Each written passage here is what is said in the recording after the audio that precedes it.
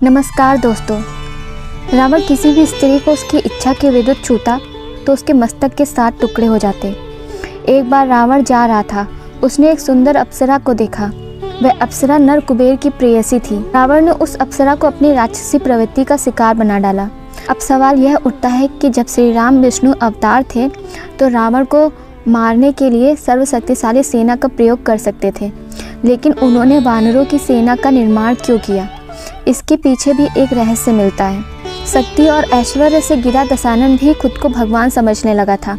पूरे ब्रह्मांड को वह अपने अधीन मानता था। एक बार दशानन अपनी शक्ति के मध्य में चूर वह पुष्पक विमान से विचरण करता हुआ सरकंडा वन में पहुंचा। कुछ दूरी पर पहुंचने के बाद उसका विमान आगे नहीं बढ़ रहा था। तभी उसे एक आवाज़ सुनाई दी कि यहाँ से लौट जाओ, भगवान शिव और माता पार्वती यहाँ विश्राम कर रहे हैं। तेज रोशनी में रावण को भगवान शंकर के दूत नंदी का मुख वानर के समान प्रतीत हुआ। दशानन ने नंदी को वानर कहकर उपहास किया।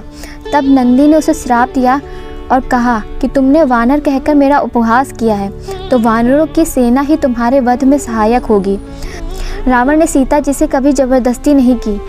रावण इतना बलशाली था, लेकिन फिर भी वह सीता से विवाह करने की याचना करता था, जबकि त्रिलोक के बड़े बड़े वीर उसके आगे कांपते थे।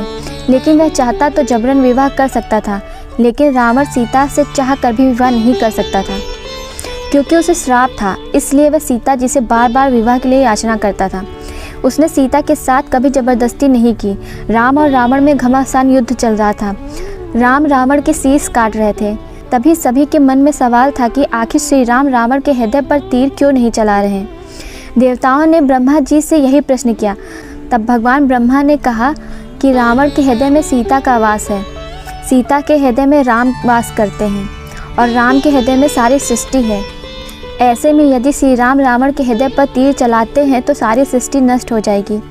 जैसे ही रावण के हृदय से सीता का ध्यान हटेगा, वैसे ही श्री राम रावण का संहार करेंगे। इसलिए विभीषण जब रावण के वरदान का रहस्य बताने जब श्री राम के पास पहुँचे, तब रावण के हृदय से सीता का ध्यान हट गया। फिर भगवान राम ने रावण की नाभि पर तीर चलाकर वध किया। रावण वध का यही दिन दशहरा विजयदशमी कहलाया। दोस्तों, वीडियो अच्छा लगा हो तो वीडियो को एक लाइक ज़रूर कर दीजिएगा और चैनल को सब्सक्राइब करना बिल्कुल ना भूलिएगा। धन्यवाद। जय श्री राम।